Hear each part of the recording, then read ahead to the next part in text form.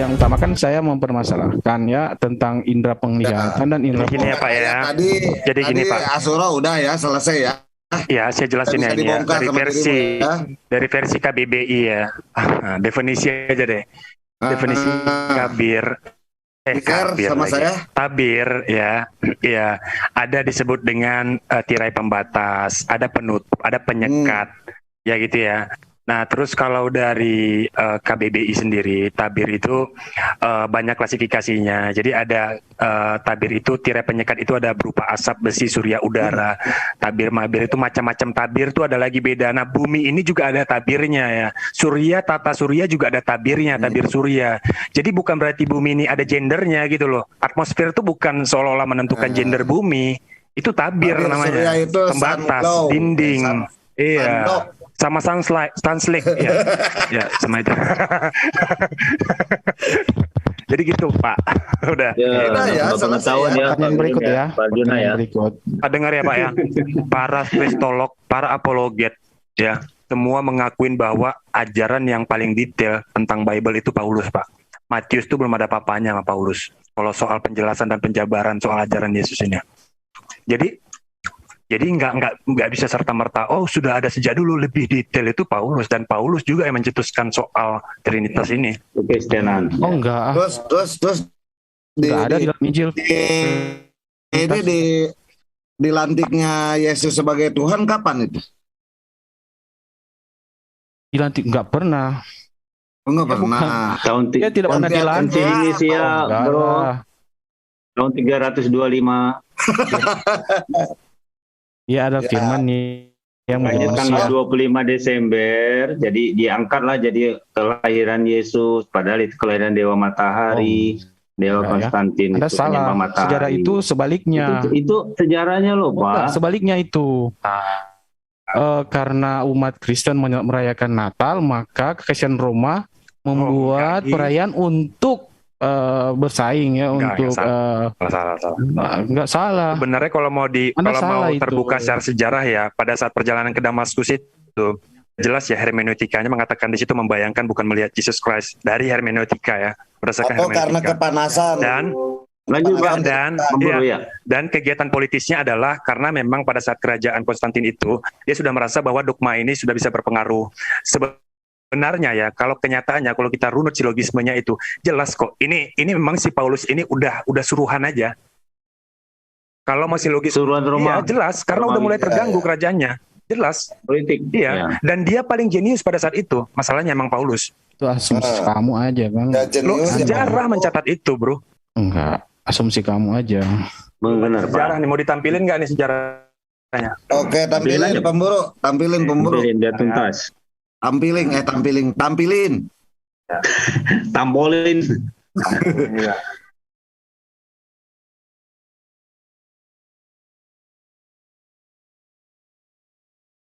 Saya kira itu tangan saja ya. Enggak, ini kan sesuai dengan firman. Tenang Om, akan ditampilkan sama Pak Pemburu. Iya. Tenang. Jangan tuh lemangnya. Pak Arjuna tahu nggak Paulus itu bangsa apa? Lemang ya.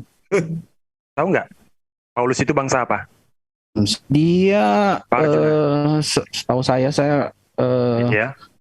dia orang Yahudi, ibunya Yahudi, bapaknya masih ada antara ibu atau ayahnya masih ada keturunan bangsa Romawi. Salah tuh. Dia juga orang Yahudi, tetapi saya kurang pasti ya antara mana ibunya atau ayahnya masih ada darah Romawi. Sudah ada artikelnya Om? Belum masih download dulu. Biar detail. Kita tayangkan.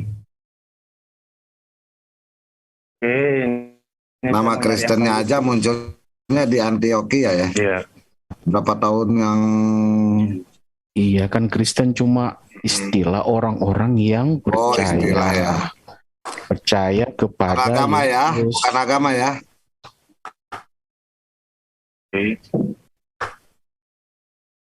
Nggak ada Yesus ngaku Kristen, nggak ada kan? Oh, kalau Kristen itu kan begini, Kristen itu kan kumpulan orang-orang yang percaya kepada Yesus. Iya. Terus, Yesus sendiri anak-anak murid-muridnya disebut Kristen nggak? siapa Belum lah. begini Pak, Gue tapi jadi Yesus sendiri pengen mengatakan makan dia punya lemang nih. jemaat. Dia juga punya jemaat, iya kan? Itu 12 muridnya belum bukan Kristen. murid-muridnya. Murid Yesus itu disebut Kristen nggak? Enggak. Nggak Soal ada. Kristen belum kan, ada kok agamanya juga. iya. Anda harus bedakan bahwa Kristen itu sebagai orang-orang yang mengikut Kristus. Nah, yang Jangan Anda tempelkan sebagai sesuatu. bukan pengikut. Pengikut Yesus juga. Nggak disebut Kristen. Pada waktu yang menyebut Kristen juga kan itu sebutan orang kepada jemaat yang percaya kepada Yesus. Iya. Murid-muridnya kan percaya kepada Yesus. Disebut Kristen nggak? Ini kan soal istilah aja, Pak. Gimana Istilah, bukan agama, bukan. Iya, itu kan kumpulan orang. Bukan kumpulan orang. Ya, istilah agama juga kan itu mungkin istilah modern juga. Mending saya tidak akan bertanya Yesus pernah mengaku Kristen. Saya ingin bertanya lah. Saya kan sendiri sih. Karena Kristen itu adalah pengikut Yesus kan, dan para muridnya adalah pengikut Yesus, maka pernahkah murid-murid Yesus itu disebut Kristen? Walaupun belum disebut Kristen, tetapi mereka adalah bagian dari jemaat Yesus. Oke. Orang-orang yang percaya agama kepada Yesus. Setelah Nabi Isa ya, agama setelah Yesus ya. Oh enggak. Dia sendiri mengatakan begini, dia mengatakan dia ada jemaat. Iya, jemaat. Kok jemaat? Dia, saya lupa ya ayatnya. Aku akan meletakkan jemaatku dalam batu. Jemaat. Iya, ada. Coba carilah. Isa mengatakan di mana jemaat ya? Mana ada murid menyebut Yesus Tuhan? Nggak ada muridnya. Saya kasih ayat Yesus mengatakan dia Tuhan. Kalau ada gimana? Nggak apa-apa. Saya siap dibaptis. Oh betul ya. Siapa yang mau dibaptis ini? Saya. Bro John ya. Ada lagi? Sembah aku. Sudah, jangan kamu tambah dulu. Tadi kan yang ditantang Yesus adalah Tuhan. Oke. Terjemahan ya, jangan terjemahannya. Dari Alkitab yang kita percaya. Dari Alkitabmu. Oke. Dia aja mengatakan Paulus bekerja pada Kaisar Konstantinus. Jauh itu ya. Ya, apa tadi? Lanjut ya, lanjut. Kata Paulus ya, tapi kata Yesus. Kata Yesus ya, wah dia Tuhan ya. Bukan Paulus ya. Bukan Yesus ya. Oke ya, siap-siap ya. Tapi Yesus diangkat ya, di-voting ya, oleh Konsili Indonesia. Lah, kamu nggak baca sejarah. Matius. Siapa kalah si Arius itu kalah dia dapat cuma berapa suara itu. Oke, saya screen ya. Yesus mengatakan dia Tuhan. Ya. Oke.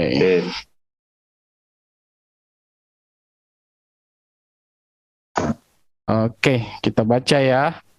Ayat 8 itu ya.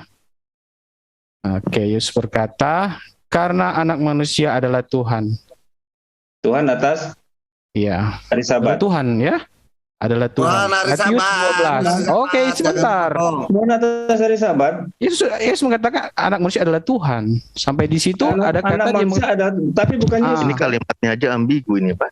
Oh enggak ambigu. Karena anak manusia adalah universal sekali. Adalah Tuhan. Tuhan. Kamu ada enggak di Tuhan kan? Juna anak manusia bukan? Universal sekali itu. Oh, nah gini. Juna anak manusia bukan? Bukan, begini. Bukan, Yesus kalau mau manusia, istilah anak manusia ini dipakai Yesus untuk mengenai dirinya ya.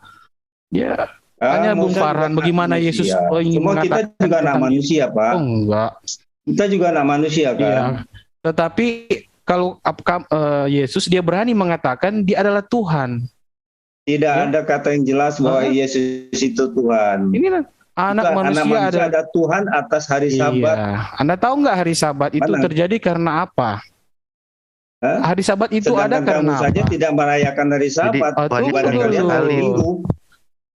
Kenapa hari Sabat ada? Saya mau tanya dulu. Kalau Anda bisa jawab.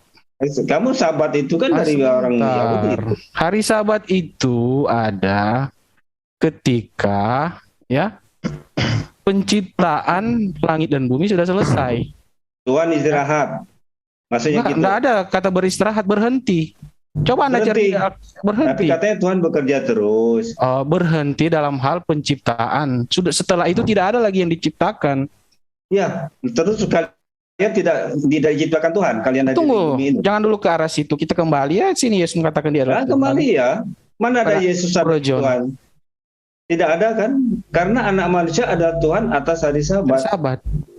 Iya, anak manusia adalah Tuhan. Ada kalimat di situ. Surat apa ini?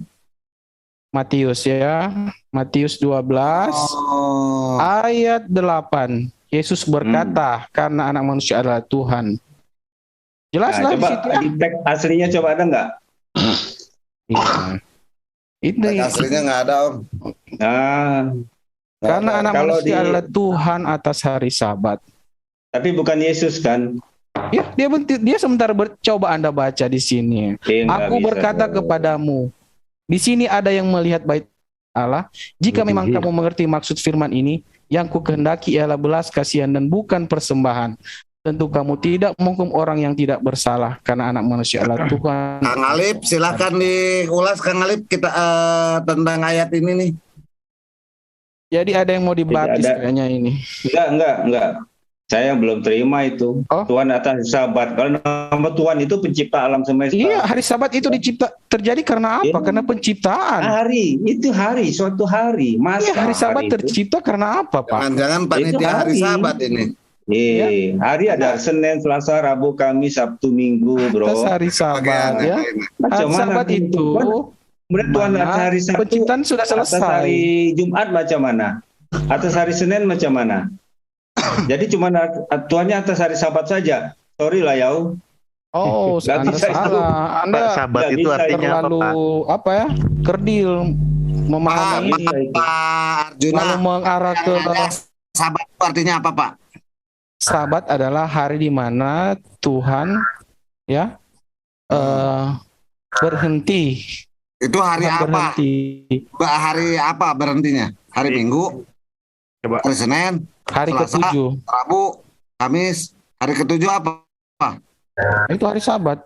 Coba dibaca dulu ya. Jadi biar keluar. Ya gimana? Itu kan sudah jelas ya. Ada kata situ anak manusia adalah Tuhan. Jadi gini Pak Arjuna, coba nih baca ini dulu. Anda saja yang tidak mau. Yang jelas 17 ayat 3 itu, Pak. Paulus sejak lahir sebagai orang Siprus.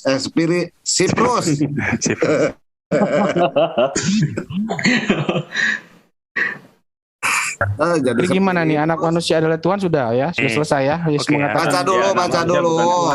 Karena ini sudah mau mengarah ke Paulus. Manusia Tuhan. Berarti bukan anak Bapa.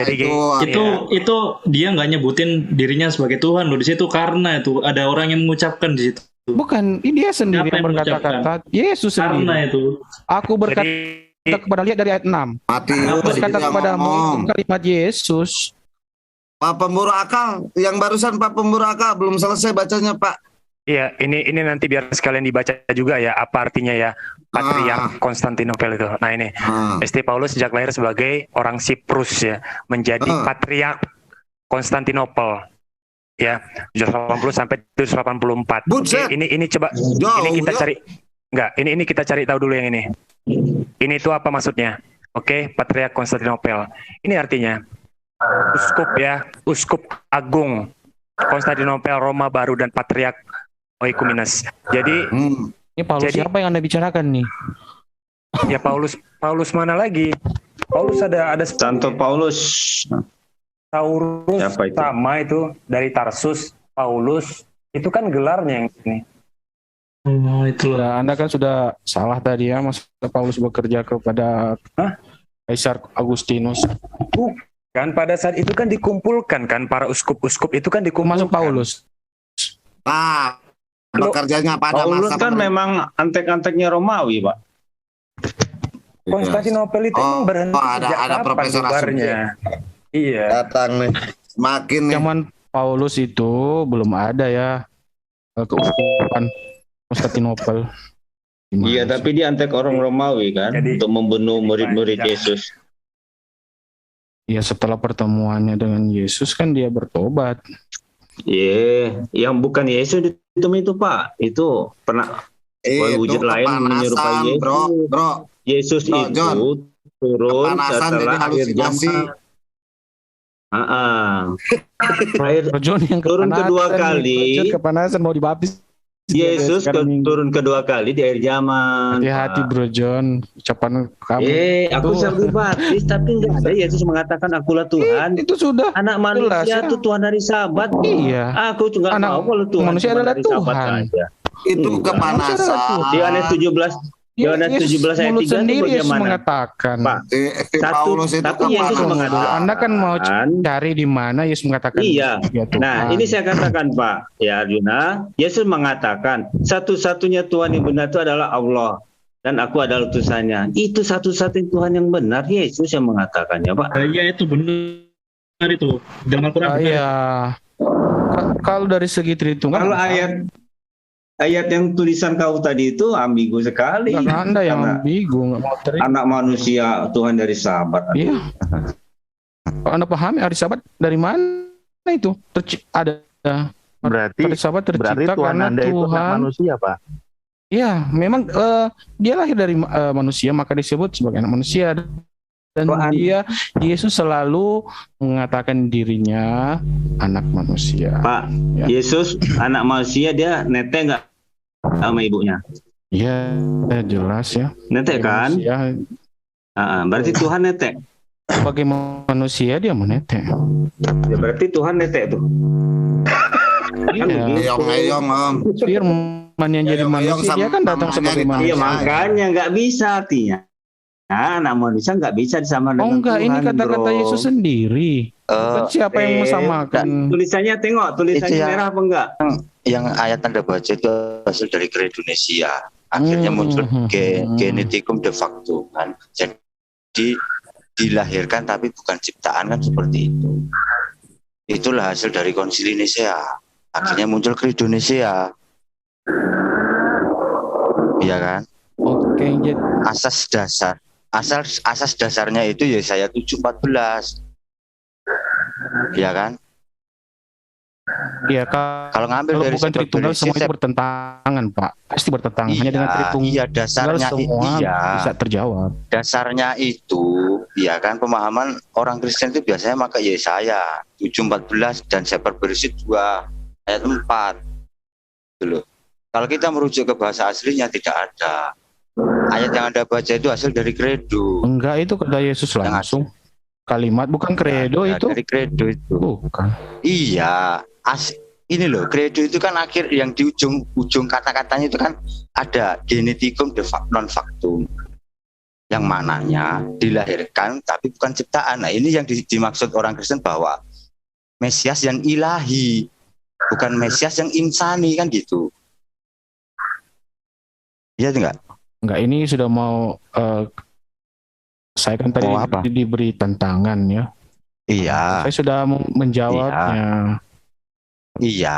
Dari Bro John. Iya. Cuma kan itu ayat yang Anda bacakan itu kan hasil dari kredo. Oh enggak, itu dari mulut Yesus. Kok dari mulut Yesus? Emang Yesus tuh yang berbicara itu ada. Iya, di saat itu ada. Iya, di saat itu dia sementara berbicara dengan siapa? Dengan siapa? Oke. Dan di mana? Ini Anda kan membahas tentang Nisea. Otomatis kan Nisea itu kan ujung-ujungnya masalah kredo, ya kan? Loh, kok enggak itu orang kredo Nisea? 12 bukan berbicara tentang Nisea ya. Loh, sedangkan Bible Anda ini kan termunculnya dari hasil dari konsili. Ya. Terbentuknya 4 Bible ini gitu loh. Sebelum itu Bible sudah ada. Yang ada di mana? Iya. Sudah ada. Ini jangan Anda mengalihkan loh ya. Aplikasinya aja abad ketiga, Om. Injil itu tidak tertulis. Ini terlalu jauh. Injil itu kan hanya kan kabar gembira. Mana ada penulisan Injil? Yang ada penulisan itu Bible. Itu kepada Bani Israel bahwa akan datang itu kan pemburu akal. Dijelaskan kalau pemburu akal ditandai kecil banget itu intinya pennya. Kalau Anda menanyakan kembali tentang firman Nabi Isa, ya kan, yang mengenai kata Ahmad itu tadi, itu kan sebenarnya kan itu kisahnya Nabi Isa dikisahkan kembali oleh Allah kepada Nabi Muhammad seperti itu. Ya otomatis pakai terjemahan bahasa Arab. Kan dalam Quran itu kan nama nggak bisa dirubah ya.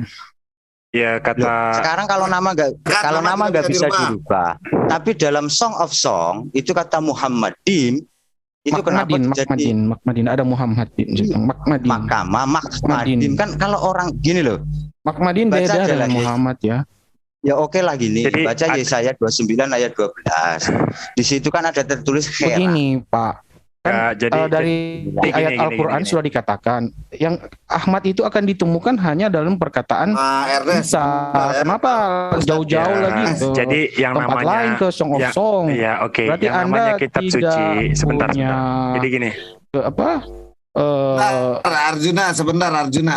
Jadi gini, kalau kita misalnya membedah dalam ilmu linguistik itu ya kalau untuk melihat homofon, homograf sama homonim, apakah spellingnya berbeda dengan ejaannya, begitu juga sebaliknya, atau bahkan mungkin ejaannya sama tapi spellingnya berbeda. Tapi yang jelas, kalau yang namanya kitab suci itu jelas dia tidak akan mungkin homograf.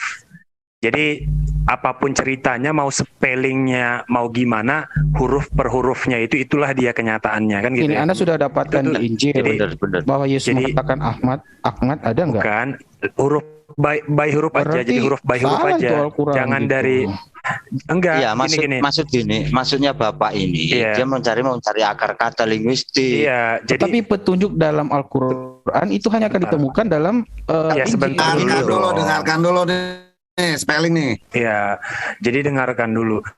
Jadi terlepas tenggorokannya bermasalah atau enggak, mau bangsa apapun itu, ketika dia mengucapkan beberapa huruf, terjadi kesulitan, itu bodoh amat gitu ya. Fuck with that gitu.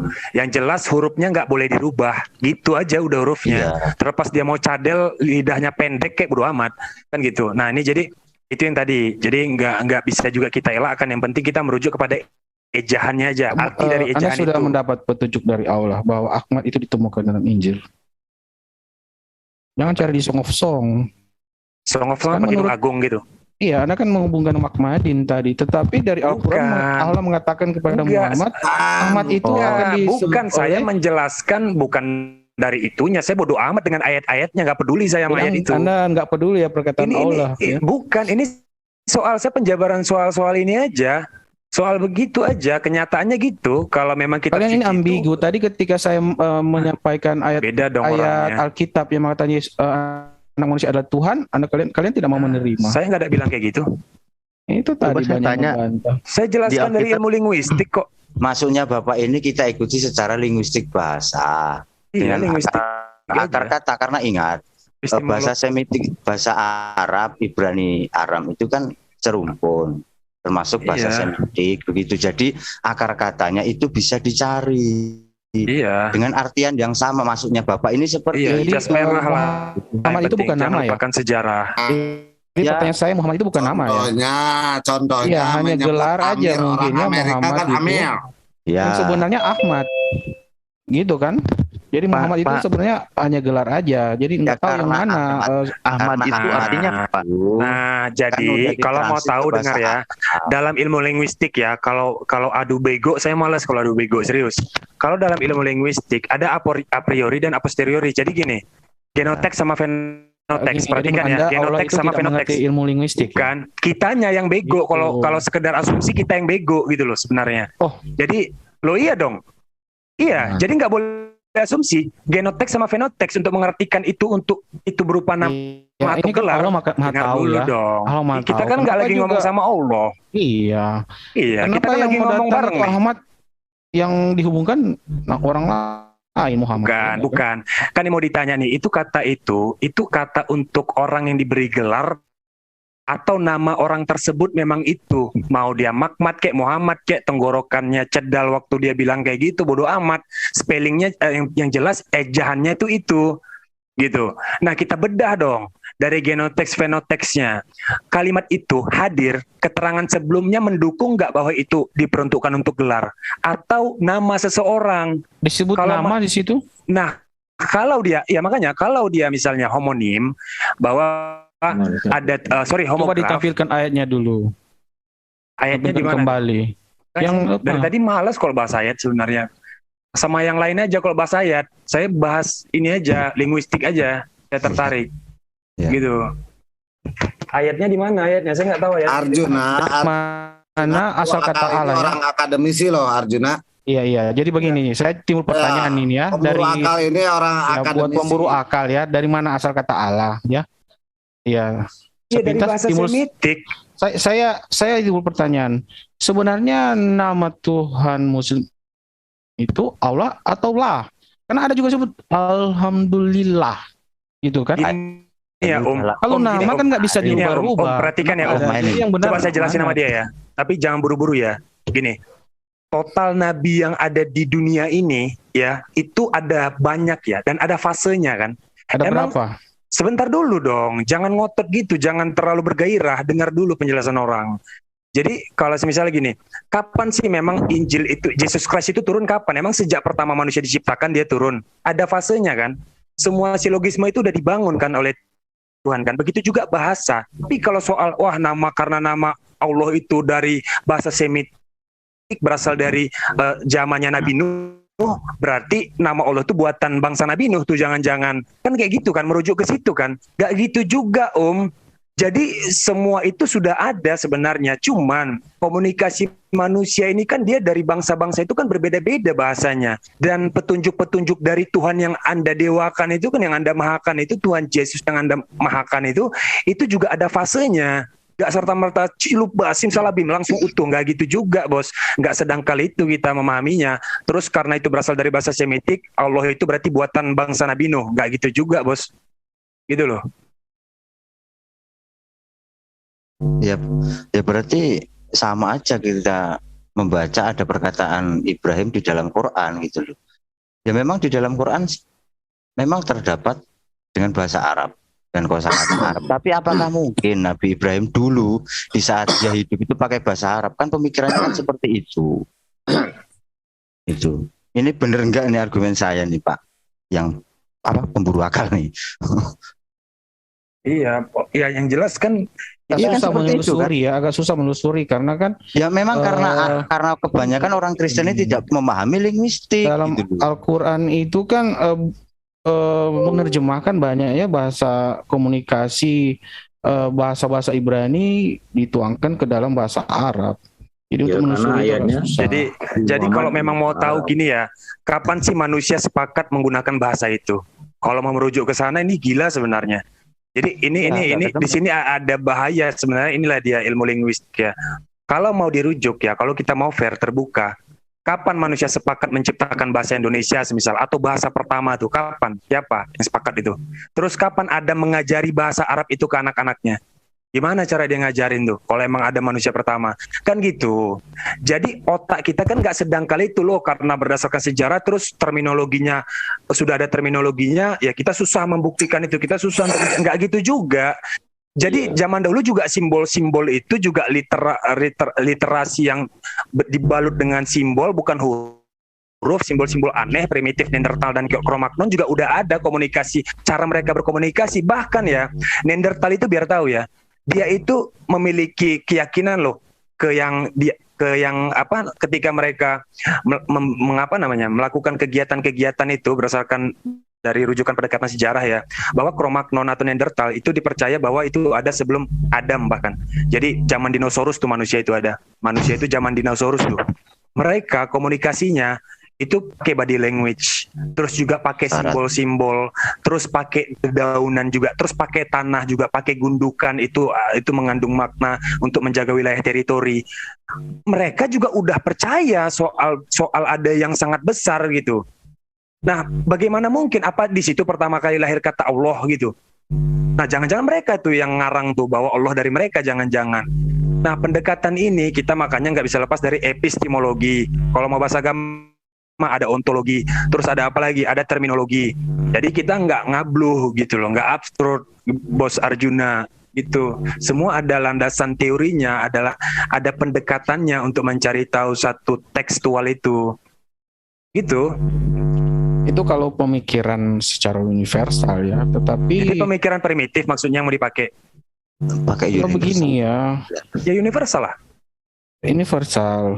Tetapi saya dihubungkan dengan perkataan Isa yang akan datang itu Ahmad, Allah sendiri mempersempit ya, mempersempit. Dia langsung menyebut nama di situ, nama. Jadi tidak bisa lari lagi itu. Iya. Lari gimana sih? Gak bisa, harus Ahmad. Karena Allah sendiri mempersempit. Kalau Anda berbicara secara luas ya. Bukan. Tetapi dalam Ahmad kita itu yang hubungkan ngasih orang tuanya atau Allah? Saya hubungkan dengan ayat mengenai Ahmad itu yang ngasih orang nubuatan. tuanya. Jadi gini. Jadi kalau membedakan antara Ahmad dan Muhammad, mohon maaf ya para senior ya. Itu Muhammad kalau nggak salah itu kan gelar ya. Gelar memang. Jadi nggak tahu Ya kan? subjek Kebaikan yang banyak mana. Muhammad. Kalau Ahmad Ini baru sendiri saya yang dengar ngasih kejujuran nama Muslim itu bahwa kan, Muhammad itu adalah gelar. sebentar Terima makanya kasih. kita kan mau membuat pendekatan dulu. Muhammad itu yang ngasih nama siapa? Orang tuanya atau Kakeknya. Hah? Kakeknya, Bang. kakeknya berarti bukan Allah juga. Kakeknya. Berarti bukan Allah juga dong. Ayo Tapi itu dapat gimana? inisiatif, dapat itu. Nah, Kejujuran seorang ahli linguistik nih, bahwa sebenarnya Muhammad itu hanya gelar ya.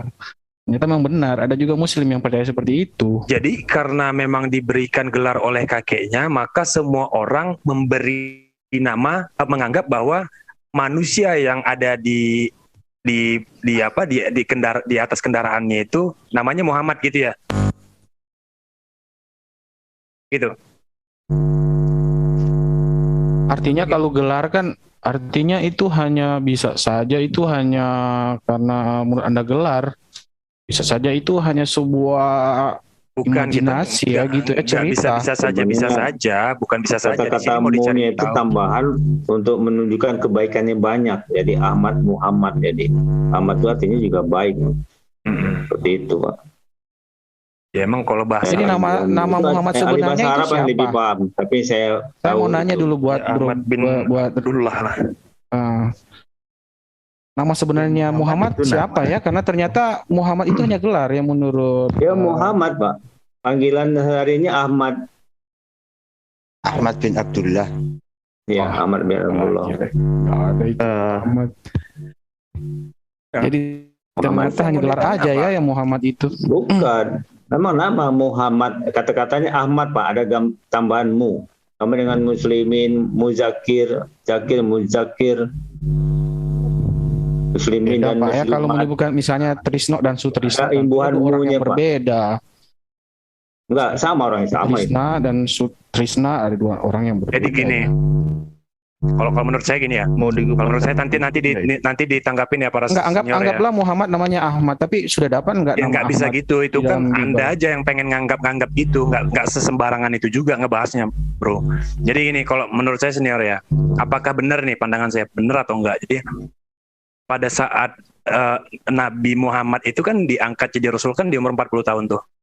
Iya. Nah, yang memberikan nama Ahmad itu kan orang tuanya. Terus Kakeknya. jelas Allah itu kan ada mengatakan wahai Muhammad, jelas ya, bukan wahai Ahmad. Jadi Allah itu mengatakan Muhammad pada saat dia diangkat jadi Rasul kan, otomatis apakah namanya ikut berubah juga? Berubah ya? Tetap Muhammad. Bingung, senior menjawab nggak ada. Tetap Muhammad. Muhammad Nggak ada berubah. diganti Tetap Muhammad. Saya cari sejarahnya. Nabi Muhammad memang nama. Ahmad itu nama, cuman ada imbuhanmu. Jadi orang yang membawa kebaikan yang banyak itu jadinya Muhammad. Jadi sebut Muhammad. Ketika jadi Rasul jadi Muhammad. Nama asli Sebenarnya. Baginda Rasul siapa sih? Nama asli Baginda Muhammad siapa sih? Muhammad bin Abdullah. Oh gitu ya? Iya. Serius? Jujur lah. Ayolah. Kenapa? Siapa? Makanya kita bersyahadat lah, saudara Muhammad Rasulullah. Ya udah, lanjut. Mana tadi si Adila ya? Ya, jujur ya. Saya tadi. Mas, baptis. Mas berarti jujur ya, Muhammad nama aslinya dari kecil ya. Bener ya? Ya. Jujur ya. Oke, siap. Lanjut. Apa baru yang mau baptis saya? Bukan saya nggak mau baptis orang ya. Si Arjuna. Kamu yang mengatakan ingin baru Panggabean, sekarang dia di Panggabean. Oke, coba Arjuna. Coba nih. Jadi itu makanya kalau kita terjemahan itu macam-macam. Ini di kitab Bible, BIS itu apa BIS? Tahun 1985 di Sabda itu kan. Karena anak manusia berkuasa atas hari Sabat. Enggak ada bilang Tuhan hari Sabat. Oke, ini saya jelasin dulu soal Ahmad ya. Selaber 2011. Karena anak manusia adalah Tuhan atas hari Sabat. Tuhan. Kalau bahasa Greeknya juga itu kurios. Tuhan. Mau Tuhan, mau saya. Tuhan. Sorry lah ya. Saya jelasin Ahmad ya. Saya jelasin Ahmad boleh nggak? Oke. Ini di sini ada saya ini aja deh, saya share screen aja deh. Iya, oke. Kalau dari pandangan umat Islam itu, jadi misalnya ini aja yang ringkas aja deh. Beda dengan kata Muhammad yang dalam bahasa Arab dikenal sebagai maf'ul. Maf'ul ini jika diartikan ke dalam bahasa Indonesia adalah sebagai objek. Pada kata Muhammad yang sebagai objek berarti orang yang dipuji. Catat. Penjelasan lainnya juga diambil untuk menemukan perbedaan nama Muhammad dengan Ahmad. Disampaikan oleh segala bahwa kata Ahmad merujuk kepada seseorang yang memiliki satu keahlian bidang khusus. Artinya semua orang ya, kalau mereka itu kalau memberikan gelar ke orang itu misalnya memiliki keahlian atau apa segala macam itu dikasih gelar Ahmad. Dalam hal ini ya. Oke, Assalamualaikum warahmatullahi wabarakatuh. Saya stop dulu untuk diskusi dengan Pak Satria ini karena akan segera ada live streaming dari pengakuan mu'alaf ya, pengakuan mu'alaf yang baru menghubungi secara mendadak ingin bicara diskusi santai ya, mungkin kesaksian lah pengakuan bagaimana ya. Para Iwan Villa, saya mohon maaf, langsung saya akhiri dulu ini ya. Wabil taufik walidayah. Wassalamualaikum warahmatullahi wabarakatuh. Jangan lupa habis ini langsung ada live langsung dari pengakuan mu'alaf yang baru. Kita makanya nggak bisa lepas dari epistemologi. Kalau mau bahasa agama ada ontologi, terus ada apa lagi? Ada terminologi. Jadi kita nggak ngabluh gitu loh, nggak absurd, Bos Arjuna gitu. Semua ada landasan teorinya, ada pendekatannya untuk mencari tahu satu tekstual itu. Gitu. Itu kalau pemikiran secara universal ya, tetapi jadi pemikiran primitif maksudnya yang mau dipakai. Pakai universal. Begini ya. Ya universal lah. Universal. Tetapi saya dihubungkan dengan perkataan Isa yang akan datang itu Ahmad.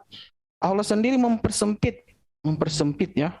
Mempersempit. Dia langsung menyebut nama di situ. Nama. Jadi tidak bisa lari lagi itu.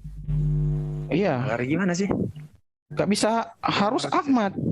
Karena Allah sendiri mempersempit. Kalau Anda berbicara secara luas ya. Bukan. Tetapi dalam Ahmad kita itu hubungkan yang orang tuanya atau Allah? Saya hubungkan dengan ayat mengenai Ahmad itu yang ngasih orang nubuatan. tuanya. Jadi gini. Jadi kalau membedakan antara Ahmad dan Muhammad, mohon maaf ya para senior ya. Itu Muhammad kalau nggak salah itu kan gelar ya. Gelar memang. Jadi nggak tahu ya kan? Kebaikannya banyak Muhammad. Kalau Ahmad ini baru saya dengar kejujuran Muslim bahwa kan, Muhammad itu adalah gelar. Sebentar makanya kita kan mau membuat pendekatan dulu. Muhammad itu yang ngasih nama siapa? Orang tuanya atau kakeknya? Kakeknya, Bang. Kakeknya berarti bukan Allah juga. Kakeknya. Berarti bukan Allah juga dong. Ayo, tapi dapat inisiatif, dapat itu. Nah, kejujuran seorang ahli linguistik nih bahwa sebenarnya Muhammad itu hanya gelar ya. Ternyata memang benar, ada juga Muslim yang percaya seperti itu. Jadi karena memang diberikan gelar oleh kakeknya, maka semua orang memberi nama, menganggap bahwa manusia yang ada di atas kendaraannya itu namanya Muhammad gitu ya. Gitu. Artinya kalau gelar kan artinya itu hanya bisa saja itu hanya karena menurut Anda gelar. Bisa saja itu hanya sebuah imajinasi ya gitu ya, cerita. Bisa saja, bukan bisa saja. Kata-kata mu-nya itu tambahan untuk menunjukkan kebaikannya banyak. Jadi Ahmad Muhammad, jadi Ahmad itu artinya juga baik. Seperti itu, Pak. Ya emang kalau bahasa jadi nama Muhammad sebenarnya itu Arab yang siapa? lebih paham, tapi saya mau nanya dulu buat Ahmad bin Abdullah lah. Nama sebenarnya Muhammad siapa ya? Karena ternyata Muhammad itu hanya gelar yang menurut ya Muhammad, Pak. Panggilan harinya Ahmad. Ahmad bin Abdullah. Ya, Ahmad bin Abdullah. Ahmad. Jadi ternyata hanya gelar aja ya yang Muhammad itu. Bukan. Memang nama Muhammad, kata-katanya Ahmad, Pak, ada tambahan mu. Sama dengan muslimin, muzakir, zakir, muzakir. Muslimin dan Pak, ya, muslimat. kalau menyebutkan misalnya Trisno dan Sutrisno, imbuhan itu orang mu-nya, yang berbeda. Enggak, sama orang yang sama. Trisna dan Sutrisna ada dua orang yang berbeda. Jadi gini. Kalau menurut saya gini ya. Kalau menurut saya nanti ditanggapin ya para senior ya. Anggaplah Muhammad namanya Ahmad, tapi sudah dapat enggak ya, nama nggak bisa Ahmad gitu. Itu kan Anda aja yang pengen nganggap gitu, nggak sesembarangan itu juga ngebahasnya, bro. Jadi gini, kalau menurut saya senior ya, apakah benar nih pandangan saya, benar atau enggak? Jadi pada saat Nabi Muhammad itu kan diangkat jadi Rasul kan di umur 40 tahun tuh. Iya. Nah, yang memberikan nama Ahmad itu kan orang tuanya. Terus jelas Allah itu kan ada mengatakan wahai Muhammad, jelas ya, bukan wahai Ahmad. Jadi Allah itu mengatakan Muhammad pada saat dia diangkat jadi Rasul kan, otomatis apakah namanya ikut berubah juga? Berubah ya? Muhammad. Bingung, senior menjawab nggak ada. Tetap Muhammad. Muhammad diganti. Tetap Muhammad. Saya cari sejarahnya. Nabi Muhammad memang Ahmad itu nama, cuman ada imbuhanmu. Jadi orang yang membawa kebaikan yang banyak itu disebutnya Muhammad. Jadi sebut Muhammad. Jadi Rasul jadi Muhammad. Nama asli baginda Rasul siapa sih? Nama asli baginda Muhammad siapa sih? Muhammad bin Abdullah. Oh gitu ya? Iya. Serius? Jujur. Jujur lah. Ayolah. Kenapa? Siapa? Makanya kita bersahadat lah, saudara Muhammad Rasulullah. Ya udah, lanjut. Mana tadi si Arya ya? Ya, jujur ya. Saya tadi. Mas baptis. Mas berarti jujur ya, Muhammad nama aslinya dari kecil ya? Bener ya? Ya. Jujur ya? Oke, siap. Lanjut. Apa baru yang mau baptis saya? Bukan saya nggak mau baptis orang ya. Si Arjuna. Kamu yang mengatakan ingin baru Panggabean, sekarang dia di Panggabean. Oke, coba Arjuna. Coba nih. Itu makanya kalau kita terjemahan itu macam-macam. Ini kitab Bible, BIS apa BIS? Tahun 1985 di Sabda itu kan. Karena anak manusia berkuasa atas hari Sabat. Enggak ada bilang Tuhan hari Sabat. Ini saya jelasin dulu soal Ahmad Selaber 2011. Karena anak manusia adalah Tuhan atas hari Sabat. Tuhan. Kalau bahasa Greeknya juga itu kurios. Tuhan. Mau Tuhan, mau saya. Tuhan. Sorry lah ya. Saya jelasin Ahmad ya. Saya jelasin Ahmad boleh nggak? Silakan. Oke. Ini di sini ada saya ini aja deh, saya share screen aja deh. Iya, oke. Kalau dari pandangan umat Islam itu, jadi misalnya ini aja yang ringkas aja deh. Beda dengan kata Muhammad yang dalam bahasa Arab dikenal sebagai maf'ul. Maf'ul ini jika diartikan ke dalam bahasa Indonesia adalah sebagai objek. Pada kata Muhammad yang sebagai objek berarti orang yang dipuji. Catat. Penjelasan lainnya juga diambil untuk menemukan perbedaan nama Muhammad dengan Ahmad. Disampaikan oleh segala bahwa kata Ahmad merujuk kepada seseorang yang memiliki satu keahlian bidang khusus. artinya semua orang ya, kalau mereka itu kalau memberikan gelar ke orang itu, misalnya memiliki kalian atau apa segala macam itu, dikasih gelar Ahmad. Dalam hal ini yaitu tauhid atau bidang spiritual ketuhanan. Alasan yang jelas karena utusan Allah ini sebagai pembawa pesan yang berhubungan dengan agama, sehingga sebelum terlahir dilekatkan satu hal paling khusus terhadap diri Nabi terakhir ini yang menjelaskan tugasnya sebagai utusan. Namun saat kelahirannya nama yang disandangkan bukanlah Ahmad melainkan Muhammad. Itu dia. Enggak benar ya. Sini. Muhammad ya, nama kelahirannya Muhammad bukan Ahmad. Jelas ya? Boru, sudah jelas Boru. Jelas. Nama kelahiran Muhammadnya? Bukan. Iya, nama kelahiran Muhammad. Jadi gini, orang Ahmad itu kalau di dalam budaya Arab ternyata orang yang misalnya gini, kalau kita dibilang anak indigo atau apa gitu ya, ada gelaran-gelaran juga. Ahmad juga gelar, Muhammad juga gelar dipakai mereka. Bahkan Muhammad itu untuk benda loh, jelas sekali di situ, objek. Jadi kadang dalam bahasa Arab itu mereka itu budayanya kalau menyebut sesuatu ada juga Ahmad, ada Muhammad, ada lagi yang lain-lain, banyak lagi gitu. Nah, lahirlah ini satu manusia, ada orang yang mungkin menganggap bahwa orang tersebut Ahmad, ada juga orang yang menganggap itu gelaran, tapi kalau dalam keterangan umat Islam sendiri Muhammad itu nama. Ternyata kalau di sini. Kalau di sini sih nama ya. Iya, memang nama beliau. Ya, diberi nama Muhammad. Anak bayi itu Muhammad. Kalau dalam nubuatan itu kan di kitab sebelumnya dibilangnya Ahmad. Tapi korelasinya masih sama. Artinya dari Alif kurang jelas suaranya. Kayak jelas satu Kang. Jadi kayak gini loh, kayak Jesus Christ itu kalau dipanggil Lord, Lord itu artinya Tuhan, bisa kan?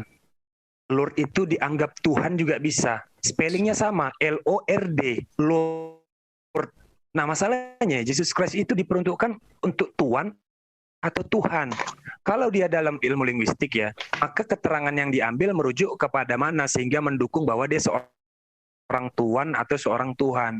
Ternyata dianggap keterangan sebelumnya mereka menganggap itu Tuhan, bukan Tuhan, tapi sama-sama pakai kata Lord. Kan gitu.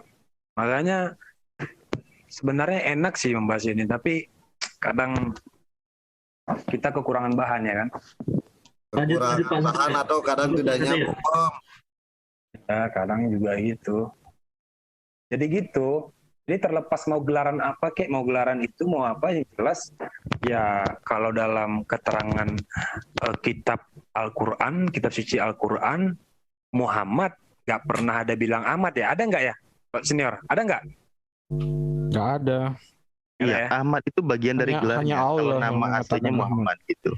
Ketika memanggil Ahmad merujuk kepada Nabi Muhammad, karena gelar Nabi Muhammad itu banyak. Al-Mustafa kayak gitu.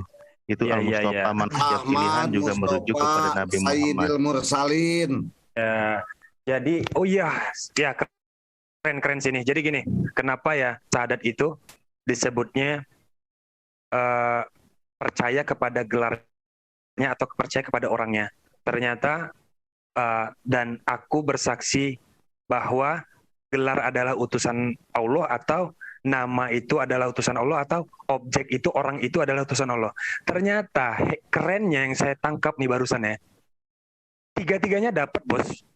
Jadi pertama budaya Arab kalau memberikan gelar apapun, kalau misalnya berkaitan dengan perbuatan-perbuatan yang baik dan lain sebagainya, itu pakai Ahmad, pakai Muhammad bisa. Bahkan benda pun ada juga, pakai Muhammad juga ada. Gelaran kepada objek, kepada manusia juga ada, sekaligus nama. Makanya sebenarnya justru kayaknya lengkap ya jadinya ya. Kepada manusia yang sekaligus punya gelar kebaikan, sekaligus juga dianggap bangsa Arab, seorang Muhammad itu. Begini Pak, Anda menjelaskan panjang lebar, tapi kalau Anda tidak temukan nama Ahmad dalam Injil, yang ngapain juga? Biarkan dulu Pak Satria bicara. Saya nggak jelasin Injil, bodoh amat saya sama Injil. Emang peduli apa saya sama Injil? Ngapain saya jelasin Injil? Saya juga nggak tertarik bacanya gitu. Jadi saya jelasin maksudnya saya, Anda tunjukkan aja. Ngapain saya tunjukin ke Anda? Sumber literatur apakah di Injil atau dari mana, di mana? Ya enggak lah, saya enggak pengguna Injil masalahnya, Pak. Yang akan datang Ahmad itu aja. Oh, yang tahu saya tahu cuma ini sih Kidung apa? apa Kidung Ya, ada Kidung Indah. Kidung. Lucunya Kidung Agung sering dikatakan kitab porno, tapi Anda sering arah ke sana juga. Ambigu ya gitu. Tapi ya sih Mas, jujur ya, peristiwa yang digilir itu dari bangsa apa itu ya? Saya lupa ya nama sukunya itu. Dia menceritakan di situ peristiwa kakak dan adik perempuannya, kakaknya itu Nabi Lut seorang sodomi, bukan. Kakak perempuan dan adik perempuannya. Kalau kakak perempuannya itu seorang yang taat, tapi adiknya itu hyperseks betul loh, diceritakan di situ. Jadi proses digilirnya itu digilir, terus dia juga mengangkangkan kedua pahanya, membuka kedua pahanya, terus sampai kakaknya berkata di situ, sungguh celakalah bagi apa segala macam gitu, tidakkah kau ada rasa puas terhadap suku ini. Jadi adiknya itu kayak penyakit dijelasin di situ. Dan ceritanya itu emang jujur ya, buat otak kita tuh traveling bro, Bang Arjuna. Serius sih, traveling. Dan tidak ada pengajaran di situ. Dan itu kalau dibaca yang di mana itu Pak? Yang di mana itu? Wis janganlah, yakin. Ntar tampilkan aja. Di Heskel lah salah. Oh iya itu ya benar. Ntar ya, kisah Antan digilir.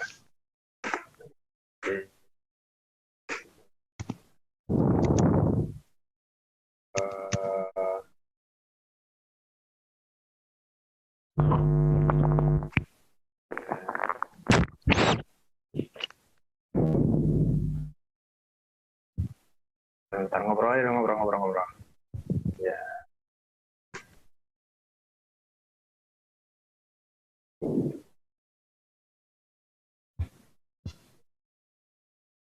Tadi di kitab sambil nunggu nih di kitab itu apa tadi Medim ya? Arjuna.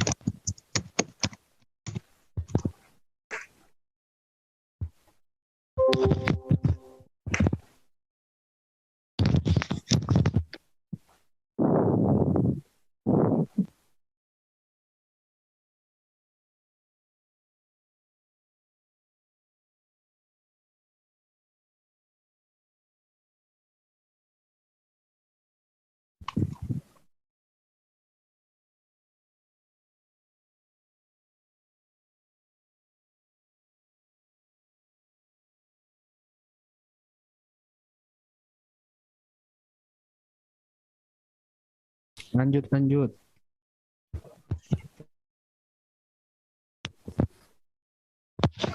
Enggak, tadi nyinggung di kitab PL apa itu yang apa Medim itu maksudnya gimana ya? Oh bukan saya. Tadi pemburu akal. Itu artinya apa Pak? Oh saya.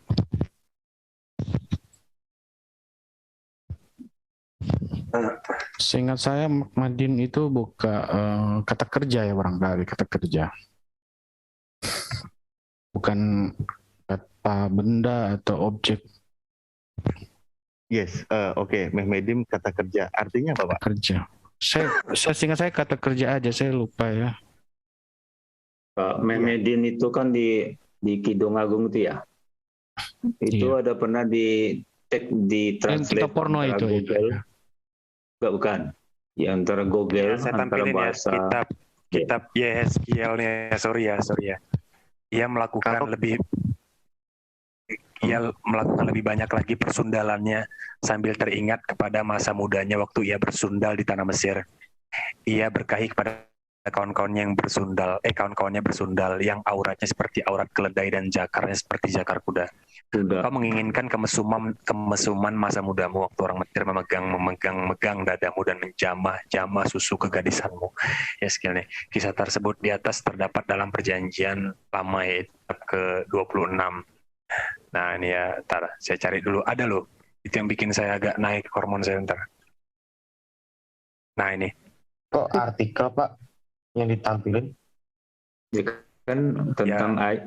Aku bantu ayatnya boleh. Nanti kalau pakai pakai ini nggak apa-apa. Ya, aku pakai ganti apa ya? asli aja Pak, nggak apa-apa. Ya, yang asli itu saya nggak punya aplikasi. Iya, makanya aku bantu. Oke. Ayat berapa? Ayat berapa? Hilang tiba-tiba. Ini nih. Pertama Yeskiel 23 ayat 19 sampai 21. Ini langsung ke sini ya Pak ya. Ayat ini turun di mana nih?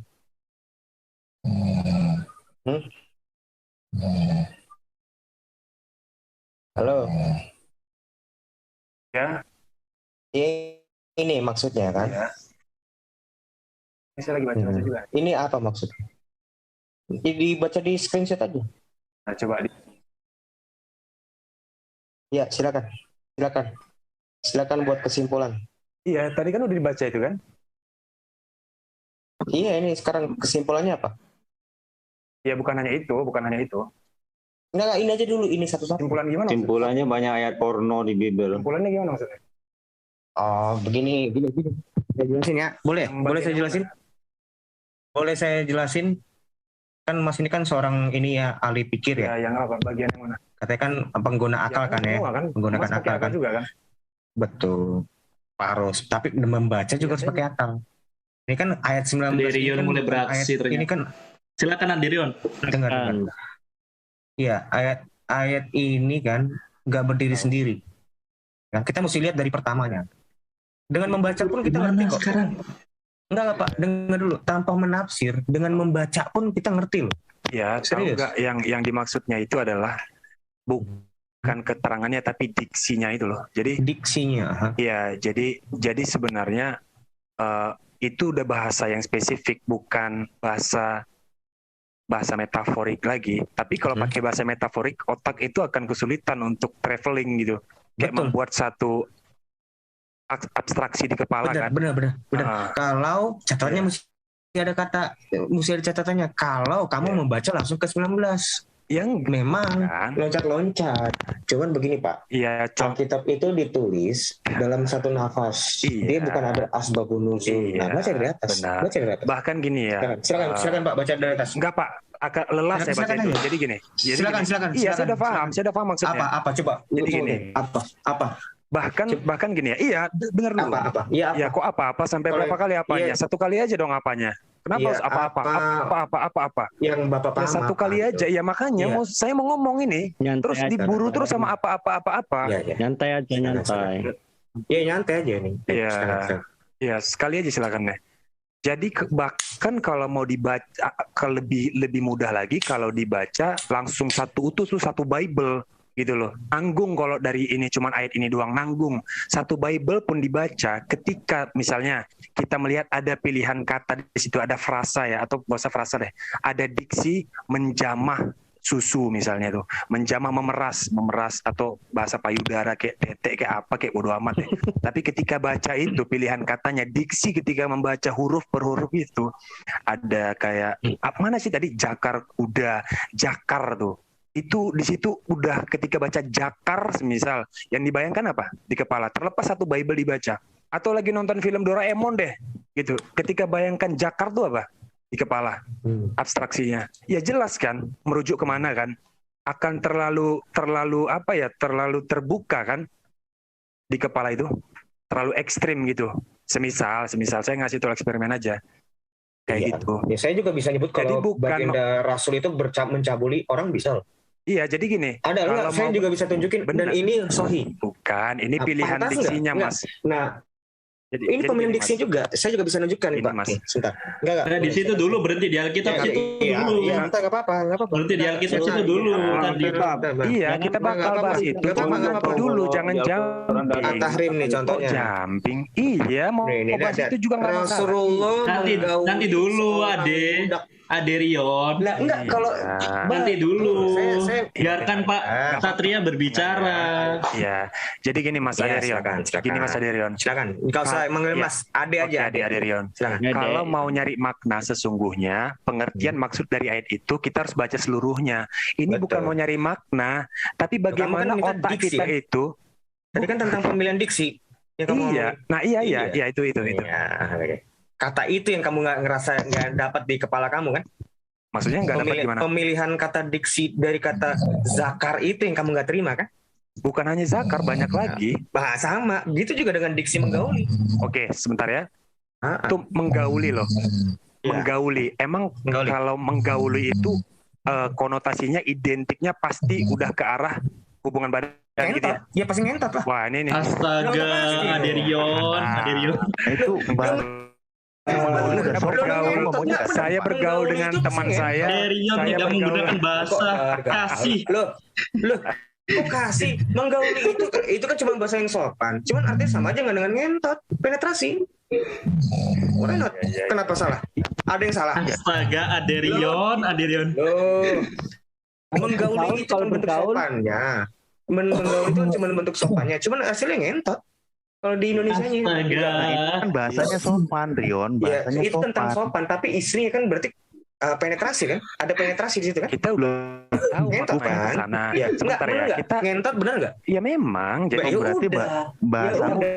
Berarti sekarang kamu kalau gini loh Pak. Ini tentang masalah gini. Ini pemilihan diksi. Soalnya begini loh Pak. Aderion gitu. Alkitab ini kan punya konteks, bukan hanya teks.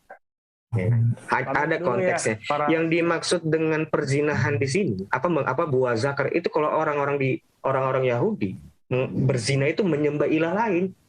Maksudnya itu yang kamu mesti tahu juga kultur bahasa di situ. Kita nggak bisa mengartikan ini adalah buah zakar itu artinya penis, bukan. Karena memang mereka itu berzina dengan berzina itu bukan hanya penetrasi, bukan tentang hubungan laki sama perempuan, tapi manusia dengan ilah yang lain itu berzina. Oh iya, berarti kalau memegang dadamu dan menjamah susu kegadisanmu, ilah punya susu gitu. Iya, ilah punya susu. Karena bukan ilah punya susu. Bukan seperti itu dong. Loh, tadi dibilang itu menggauli ilahi. Bapak ini seperti orang yang nggak pernah sekolah gitu loh. Loh, tadi dibilang gitu loh. Saya ikutin standar Bapak loh. Enggak. Saya nggak bermaksud seperti itu. Lo tadi pilihan kata ngen gitu aja itu udah tahu standar. Ya memang menggauli itu pasti ngen. Iya, standar saya berhubungan intim. Sekarang aja. Kalau itu jadi jangan samain standar. Enggak, tapi di sini ada kontol sama memek lah ketemu. Coba. Nah, itu standar primitif. Udah lanjut aja ngomong sama dinding aja ya. Oke, makasih. Sorry. Kalau primitif saya nggak mau. Ini bukan bahasa orang akademis, Rio.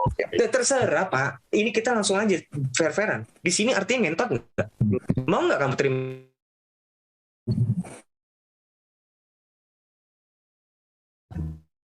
Jadi itu mungkin didikan dari Bible sehingga lidahnya nggak kaku ya. Lidahnya nggak kaku ya. Lidahnya nggak kaku untuk bilang kayak gitu. Emang Bible kayaknya mengajarin untuk supaya lidah nggak kaku ngomong-ngomong nggak sopan gitu.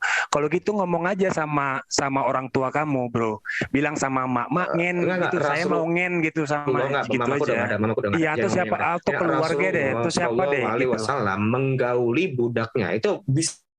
Iya, sopan. Ya bukan sopan. Bahasanya sopan. Bener nggak? Sinonim nggak? Sinonim nggak dengan kata ngentot? Memang iya. Sinonim nggak? Nah ya iya. Yang dipermasalahkan bukan artinya, tapi pilihan diksinya. Nah iya. Diksi yang tentang masalah itu kan tadi kan sudah saya jelaskan, Pak. Iya gini, kenapa ada bisa nggak ngentot antara ini? Kita lihat yang tadi. Gak usah sering diucap.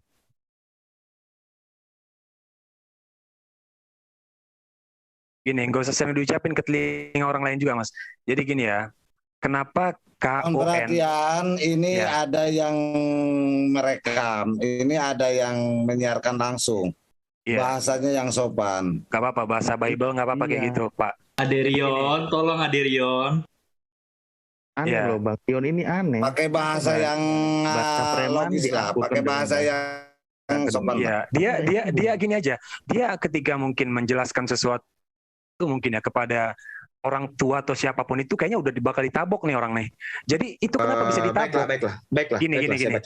Imam Al-Hakim dan An-Nasai meriwayatkan dengan sanad yang sahih dari Anas bahwa suatu hari Rasulullah menggauli seorang budak wanita miliknya. Aisyah, benar ya. Jadi ini bukan hoax ya. Aisyah dan Hafsah lantas terus-menerus memperbincangkan kejadian tersebut sampai akhirnya Rasulullah menjadikan budak itu bagi diri beliau, tidak akan digauli lagi Allah lalu menemukan ayat ini. Ya udah, hanya saya cuma pengen baca aja. Ya, jadi saya tahu maksudnya. Jadi gini, itu tuh siapa? Bukan fitnah. Bukan itunya yang dibahas, batasan etis. Iya, batasan etis dalam memilih diksi.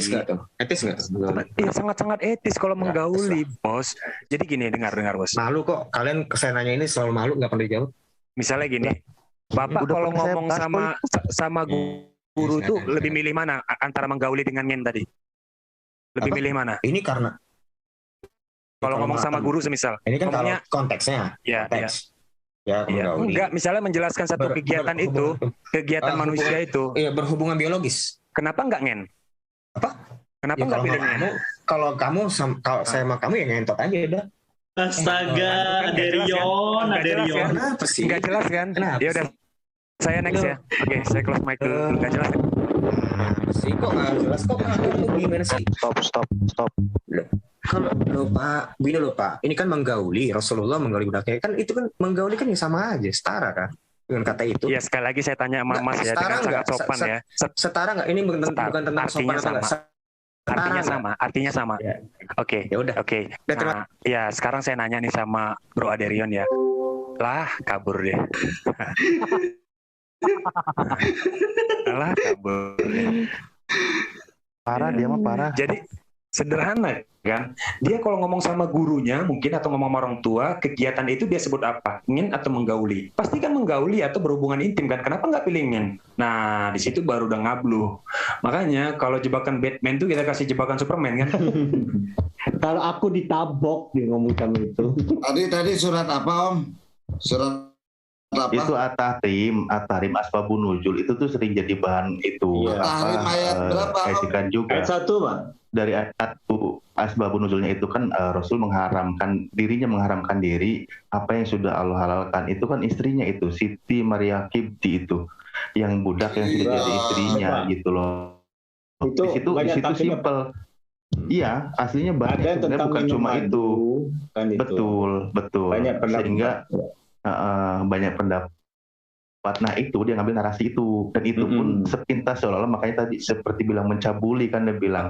Tahu nggak Pak? Saya bilang makanya itu fitnah gitu. Makanya kan kalau bahasa metaforik ketika disebut ladang dalam kepala kita tuh nggak sempat loh mikir langsung gini. Jadi gini Pak, kerja neokortex ya. Betul. Namanya reaksioner sama spontanitas itu berbeda. Jadi reaksi spontanitas. Ya, reaksi spontanitas hukum reaksi spontanitas. Hampir saja tadi saya ngeremop itu. Kalau bahasa yang kayak gitu. Ya. Jadi gini Pak, pada saat disebut 1 + 1 berapa? Sebelum terdengar kata berapa, otak kita langsung udah menyimpulkan kan 2 gitu. Nah itu kan kerjanya hipotalamus ya, hipokampus kan. Nah ketika saya nih membaca dalam Al-Quran itu, kalau soal yang begitu-begituan ada ladang kan, jadikanlah ladang. Oke, otak itu kayak di stop kita dengan ayat ini. Iya. Karena bahasa kita itu udah sopan, baik gitu. Otak kita tuh nggak dikasih kesempatan untuk membayangkan yang enggak gitu loh di awal. Al-Baqarah kayak kita baca stensil gitu. Sopan banget kan ini bahasa ini. Sopan banget nih bahasa ini. Itu adalah seperti tanah tempat kamu bercocok tanam. Nah, yang saya bayangkan saya sedang bercocok tanam loh. Jadi kayak saya nanam bibit itu, padahal maknanya ternyata itu kan. Tapi otak saya setiap baca ini pasti nggak bisa gitu. Otak saya membuat abstraksi bercocok tanam dengan kegiatan yang mengeluarkan keringat gitu. Jadi apa ya maksudnya berhubungan dengan ranjang ya, bercocok tanam dihubungkan dengan ranjang, otak kita keranjang sedangkan membaca cocok tanam kan nggak masuk akal gitu. Menanam bibit. Iya, nggak bisa. Sopan bener bahasa ini. Sopan. Tadi mau saya ajak dengan perbandingan dengan ayat ini, cuman dia tuh langsung menggiring ke At-Tahrim, ngeri juga. Kang Alip, saya punya ini nih, tentang At-Tahrim itu benar nggak tentang ini penjelasan itu kan pakai tafsir? Iya. penafsirannya itu kan ada beberapa. Intinya Rasul itu mengharamkan diri apa yang udah Allah halalkan karena untuk menyenangi istrinya. Ini gitu loh. Allah ingatkan ayat itu dengan ayat itu. Ini di tafsir Al-Madinatul Munawwarah. Itu menurut Dr. Salih kan, Salih bin Abdullah. Yang satu itu yang jadi pegangan itu. Saya Profesor Imad Jair Salih Jair Rafid. Tapi menurut di bawah lagi Pak, menurut tafsir yang lainnya ada berapa tafsir, tidak ada soal itu. Banyak kan tentang madu itu Pak. Iya tentang madu semuanya. Kalau menurut saya gini itu Pak cuma satu inilah. Kalau menurut saya Pak ya, tingkatan sastra kalau itu kan masih buatan manusia ya, artinya perkataan manusia nih, perkataan. Tapi kalau firman itu bukan firman kan yang ini di layar kan? Yang kita rujuk hari ini tuh firman. Jadi bahasa Tuhan yang sangat sopan gitu loh. Kalau yang ini wajar, margin of errornya masih ada gitu. Karena manusia gitu. Nah, jadi Bible kalau di-compare dengan ini bahkan lebih baik hadis karena masih ada sopan sedikit sopan gitu ya. Ini Bible sudah nggak sopan sama sekali. Ini tafsir merujuk kepada hadis-hadis yang sahih, bukan hadis-hadis Israiliyat. Iya. Yang tadi kan hadisnya Israiliyat. Benar. Ini yang pertama tadi kan. Itu kan nanti kaitannya dengan Al-Maidah kalau nggak salah. Makanan-makanan yang sudah Allah halalkan kamu jangan haramkan. Contoh madu. Namanya juga At-Tahrim, suratnya juga tentang pengharaman makanan. Lah iya. Namanya? Sesuai ya, bukan soal gituan ya. Bukan. Bukan masalah keperempuanan. Kalau keperempuanan mah ada di An-Nisa. Nah, benar. Benar sekali, benar. Ya, nun ya.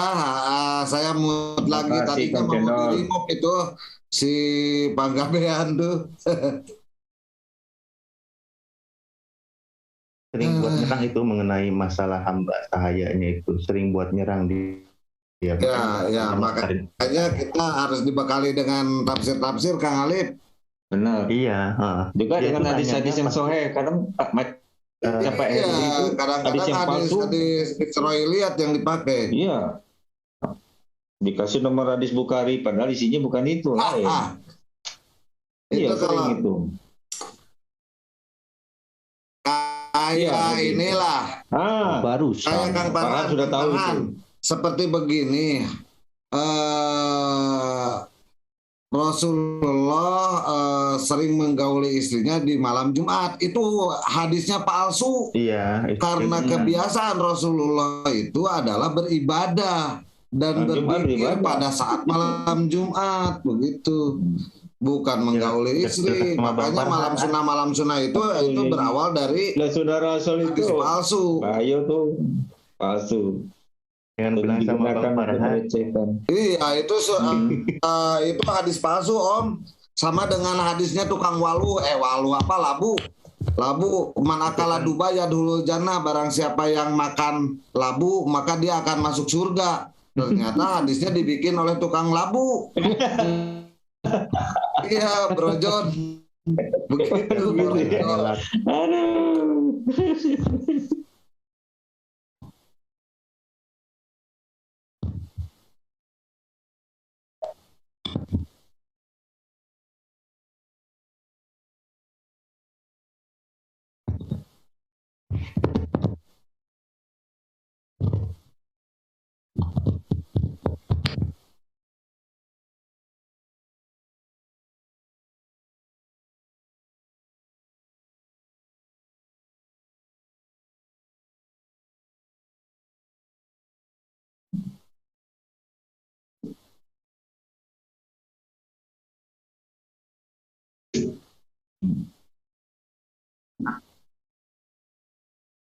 Perlu.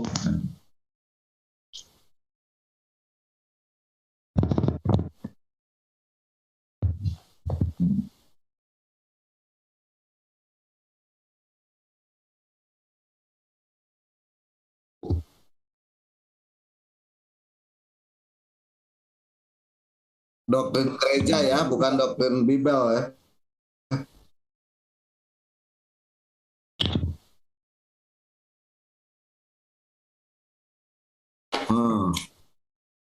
Pintar apapun nggak bisa protes.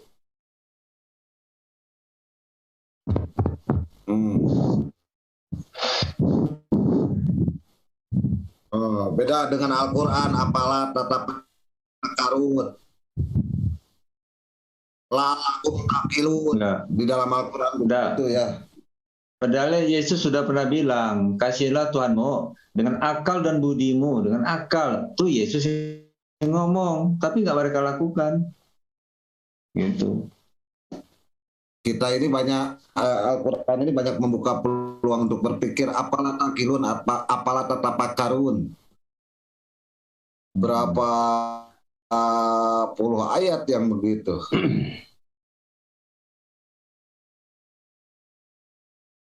Aduh, Kang Farhan, tadi ada kalimat-kalimat yang kurang enak ada di room kita ini. Ya Allah. Sirion. Apa lagi? Iya, Sirion.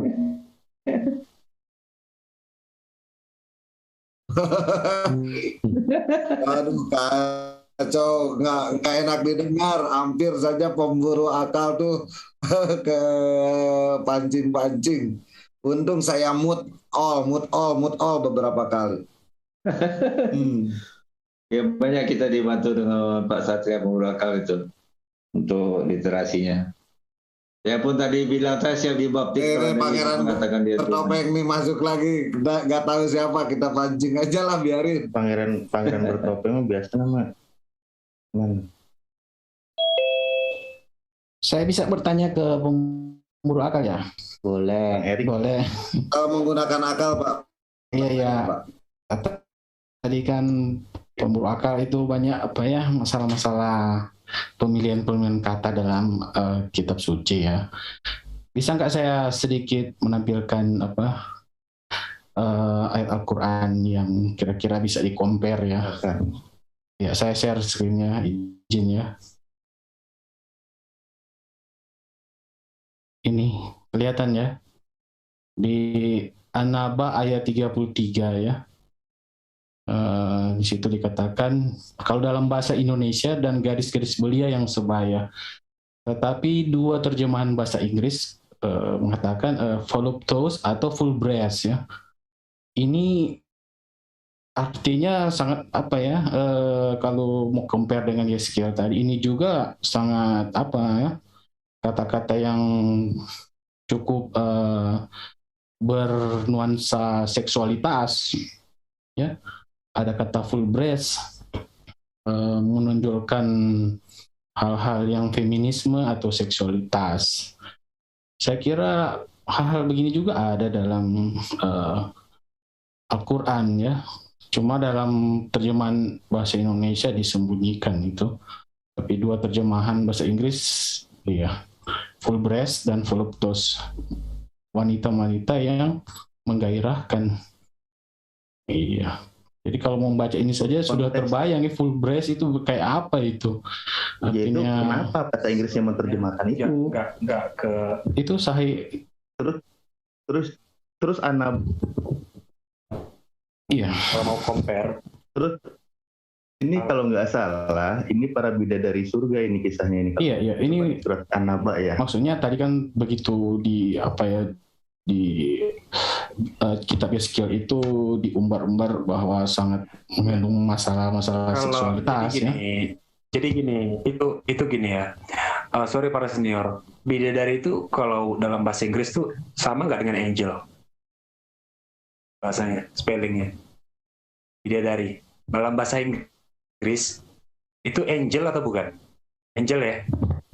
Malaikat angel atau bukan? Angel ya. Sama atau beda? Itu homograf namanya. Jadi beda homograf, homonim sama homofon.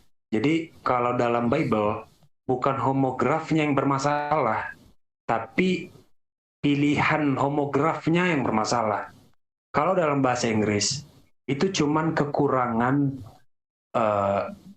sama aja ini kan. Enggak, tapi jadi gini, homografinya juga dipilih seperti jadi Fulbrecht dan Voluptus. bukan, beda. Jadi gini, kan ada ada penis, ada TITIT, ada KONTOL. Apa bedanya dengan Fulbrecht yang ZAKAR? Jadi sebenarnya kan kandungan maknanya ini kan sama.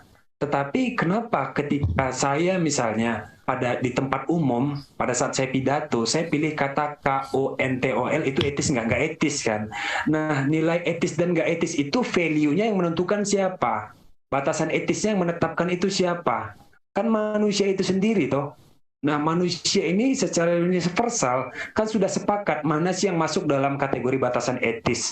Diksi ya, catat, bukan perilaku. Kalau perilaku, kissing di Amerika biasa, tapi kalau di Indonesia kissing di tengah jalan bisa disuruh pulang. Kan gitu. Batasan etis dalam memilih kata itu tadi diksi. Kalau di dalam bahasa Inggris, ya terserah mereka batasan etisnya seperti apa, kan gitu tuh. Dan ada kalau bahasa Inggris itu terkenal tuh istilahnya, mereka bahkan kekurangan gramatikal. Inggris tuh minim gramatikal. Sorry ya, vocabnya ya. Jadi kayak kosakatanya itu kurang. Nah, lebih lengkap Indonesia dengan berbagai macam bahasa. Tapi bahkan KBBI pun belum mampu untuk mendeskripsikan satu makna. Saya kasih contoh, indigo. Indigo itu supranatural banget tuh kalau KBBI. Tapi aslinya enggak kan, cuman orang jenius. Kalau epistemolognya dia jenius. Jadi yang dipermasalahkan itu bukan maknanya yang kotor, maknanya itu sama. Iya, mau menggauli, mau itu tadi bahasa si Aderion, mau itu bahasanya bersetubuh, berhubungan badan, bercampur-campur ria, having fun, just one night, sama kan tetap ujung. Tapi pilihan katanya itu, value-nya itu kita bisa melihat kok tingkatan sastranya mana yang lebih tinggi dan enggak. Ada loh itu value literasi itu ada value-nya. Ada parameternya ada. Kayak gitu. Sambil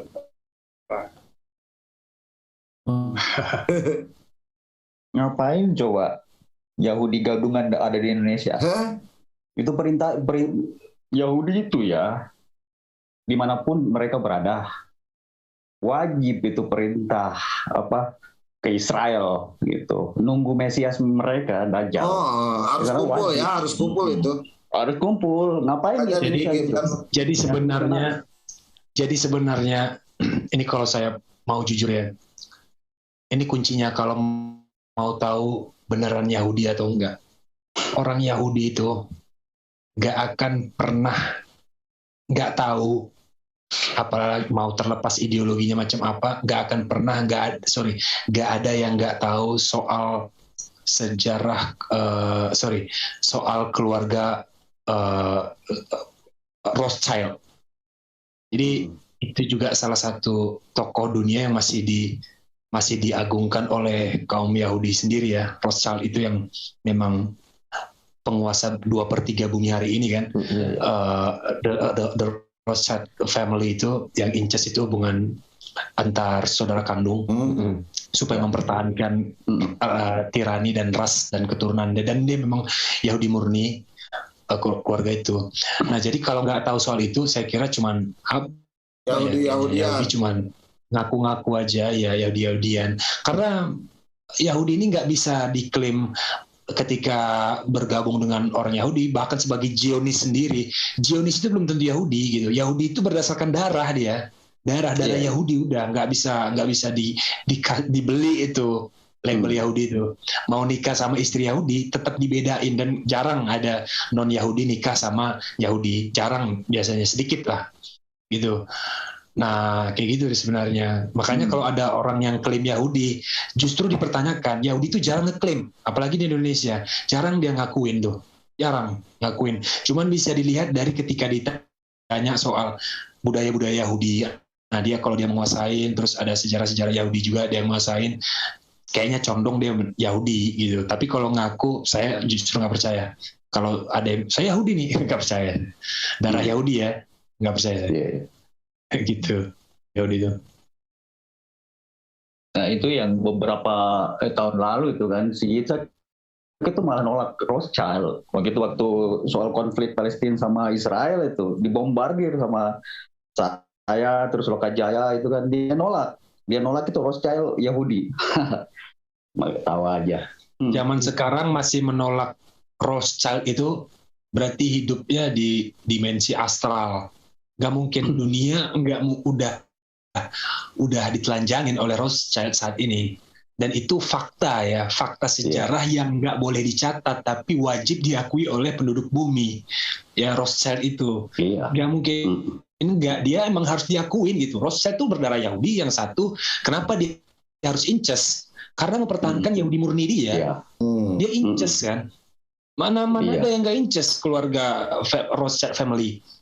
Sama mereka. Iya. Rothschild. Dan memang murni, dan memang dia Zionis juga, dia udah salah satu Zionis karena dia berkiblat untuk menunggu sang Mesias palsu kan. Nah Rothschild itu Luciferian namanya, jadi The Illuminate yang lahir pada tahun 1 Mei 1700 berapa itu organisasi itu, dan itu didanai penuh kan oleh Rothschild, jelas itu fakta yang harus diakuin, dan itu tercatat kalau sejarah Illuminati tercatat, dan pendananya Rothschild juga tercatat. Tapi kalau menolak bahwa Rothschild berdarah Yahudi dan bukan siapa-siapa, aneh gitu. Itu juga udah rahasia umum kok. Kalau ini Bang, kalau Paulus sama Samiri itu satu rumpun nggak dengan Rothschild ya? Kayaknya enggak lah, jelas enggak lah. Kalau Samiri, Paulus kan bukan darah Yahudi. Hah? Paulus. Maksudnya? Nanti kalau mau ngebahas Samiri, nanti insya Allah saya siapkan waktu buat kelas saya. Siapa Samiri itu? Ya, Samiri, Paulus, Rothschild itu satu rumpun apa enggak ya? Nanti saya bahas nanti itu. Ada bahasanya nanti di kelas saya. Kebetulan saya tahu soal itu. Samiri itu kan beberapa bulan yang lalu di channel Akhi Farhan dia mengasumsikan bahwa Samiri itu tidak ada ya di dalam kitab mereka. Sementara saya ketemukan, dan dia mengasumsikan bahwa yang rombongan yang ikut dari Mesir yaitu Datan dan Abiram itulah yang membuat patung sapi emas. Saya ketemukan narasi rusak di dalam kitab Taurat mereka, dan saya bisa membuktikan bahwa Samiri ada di dalam kitab mereka. Insya Allah nanti saya bahas di kelas saya kalau saya mempunyai waktu, insya Allah minggu depan lah ya, habis selesai debat sampai itu. Saya buktikan. Standby saya di roommu. Oke. Samiri itu ada, Samiri ada di dalam kitab mereka, cuma mereka hapus nama itu. Dihapus ya. Disembunyikan, dan mereka memutarbalikan itu kepada Nabi Harun juga itu kena loh. Nabi Harun kena di dalam kitab mereka bahwa beliau itu yang membuat patung sapi emas. Tapi si Yitzhak ini dia ngeles waktu di channel Akhi Farhan. Saya dengar dia bilang itu Datan dan Abiram itu rombongan yang ikut Nabi Musa dari Mesir itu. Saya bisa membuktikan secara original teksnya bahwa itu telah dihapus. Saya tanya Om JJJ, kalau yang ini yang mengenai Uzair ibnullah itu, Ujair putra Allah itu di sana ada nggak literaturnya itu? Uzair itu dia, kalau pemahaman saya, dia itu Metatron. Jadi ada malaikat yang namanya Metatron itu yang emang disembah sama orang Yahudi gitu. Karena kalau kita melihat literatur Ezra nggak pernah disembah sama orang Yahudi gitu. Metatron, silakan aja coba nanti ngecek itu apa, ada malaikat Yahudi itu di pemahaman mereka Metatron. Itu malaikat yang disembah sama orang Yahudi. Bukan Ezra ya, bukan ya? Bukan Ezra. Jadi kalau saya baca gini ya Pak ya, jujur aja ya, kalau saya baca waktu abang saya di Kanada, dia punya sahabat namanya, saya juga kenal juga, ada teman saya namanya Josh Elfresky itu. Josh Elfresky itu memang berdarah Yahudi dan dia ngasih buku yang memang cetakannya limited, yang asli ya, yang original text The New World Order itu. Dia sampulnya gold, terus tulisannya itu dia tintanya hitam-hitam ke merah-merahan. Nah itu hanya beberapa dicetak. Nah itu tulisan si Elipen. Elipen itu salah satu orang yang memang pernah berhubungan ya, maksudnya pernah mendapatkan hati salah satu keluarga Rothschild sendiri. Tapi akhirnya memang dia hanya sekedar mata-matain aja. Tapi endingnya ketahuan bahwa dia tujuannya mata-matain. Nah si Elipen itu bilang, jadi gini, dia bilang satu-satunya manusia yang jarang diketahui oleh orang dogmatis saat ini yang bisa berhubungan langsung dengan iblis yang dikasih nama Azazil itu, ya itu summonisnya, pemanggilannya itu, ritual summonisnya itu hanya bisa diperuntukkan khusus, kontrak itu dibuat untuk Rothschild sendiri. Jadi bisnis dari si Azazel ini yang ditugaskan ke si Rothschild family, incest semua petunjuk-petunjuk itu dari si iblis ini. Dan dihadiah. Bisnis mereka itu pertama Perang Dunia I, Perang Dunia II, gitu-gitulah. Jadi di situ keterangannya memang mereka jauh lebih ahli sebenarnya. Kalau berbau supranatural itu ahlinya. Memang udah ahli, karena memang kontrak satu-satunya iblis itu gini, iblis kan kontrak tuh sama Tuhan ya, bahwa dia akan menggoda Adam sampai mati. Nah, si iblis ini ada kontrak juga sama manusia, satu-satunya kontrak khusus. Itulah dia dari bangsa Yahudi, temurun dari ujung sana, yang akhirnya dibongkarlah sama si Elipen ini. Ternyata Rothschild juga bagian dari kontrak itu. Summonisnya itu sedikit dikasih gambaran. Kapanpun mereka mau memanggil lewat perantara Luciferian itu jadi gini, salah satu tangan kanannya si iblis, bukan Ipruh ya, bukan Iprit. Jadi kayak saya baca bukunya juga, gila ya, sadis bener nih. Jadi Luciferian ini adalah gelaran gelaran pangkat tertinggi dari salah satu anggota si Azazil yang bernama Lucifer. Lucifer itu gelar kehormatan yang diberikan Azazil karena Lucifer lah yang berhasil untuk materinya itu, dia berhasil menguasai teknik materinya itu bisa menyentuh manusia langsung, menyentuh manusia langsung dengan keadaan wujud. Iya, Lucifer. Nah, Luciferian ini ibarat Jibril, si Azazel ini ibarat God-nya. Nah, bisa nggak Azazel itu langsung komunikasi dengan dia? Boleh, kalau memang sifatnya urgensi. Tapi biasanya yang ngasih petunjuk itu si Lucifer ini. Ada lagi beberapa nama-nama lagi, ada namanya, banyak tuh namanya, ada sekitar 30 atau 40 jenis gelar keiblisan dan kesetanan itu. Itu yang kita ketahui selama ini, yang awam, paling simbolik pemanggilan itu yang bintang-bintang itu, bintang terbalik dan bintang ke atas, bintang ke bawah bersatu di titik koordinat tengah. Itu kayak nggak ada esensi ya, cuman sekedar kayak Allah itu kan cuman orang aja memaknai sembarangan. Sebenarnya jadi gini, itu tuh garis bujur bumi itu mereka masih mengakui bahwa gimana ya, saya agak bingung jelaskannya, tapi yang jelas gini. Mereka itu ada budaya. Jadi dibilang si Elipen gini, saya terkejut kenapa di dalam agama Kristen mereka mengincar para domba, namun kenapa Azazil lebih tertarik kepada pengembala, kan gitu, kepada pengembala, bukan kepada si domba-dombanya. Nah, musuh terbesar daripada Yahudi itu bukan Kristen dan bukan Islam justru sebenarnya. Jadi mereka tugasnya itu bukan menghancurkan manusia sebenarnya. Jadi tugas mereka bagaimana supaya menang prediksi peperangan antara si Isa dengan ciptaan Azazel yang paling sempurna, yaitu Dajjal yang lahir dari hubungan incest juga.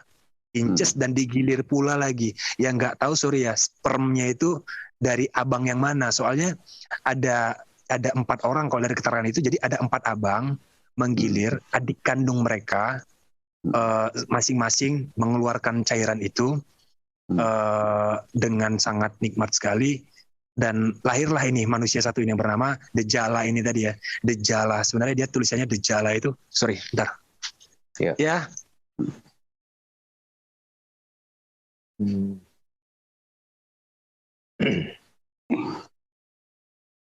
Nah, jadi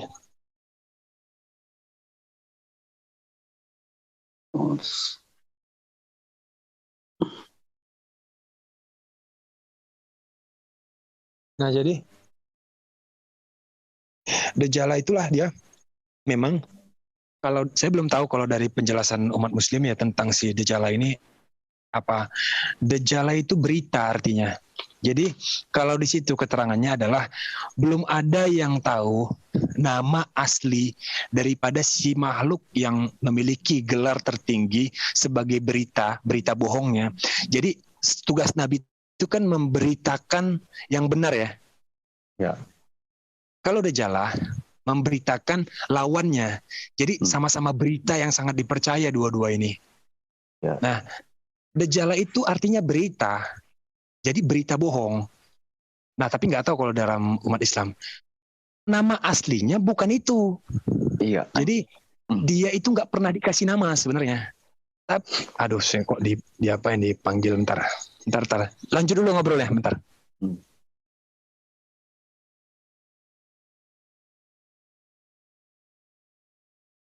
Kalau ilmunya itu maling dari mana itu Pak Satria ya? Ilmu Bagus itu tadi Pak Satria.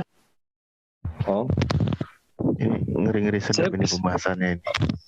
Saya baca dari New Order World itu, jadi bukunya emang edisi terbatas, cuman berapa ratus dicetak, dan hadiah dari si Jos itu udah memang dapat buku itu juga. Jos kan utusan dari yang pernah ke Indonesia juga, pertukaran pemuda antara Kanada Indonesia, dan Jos ke Indonesia memang. Terus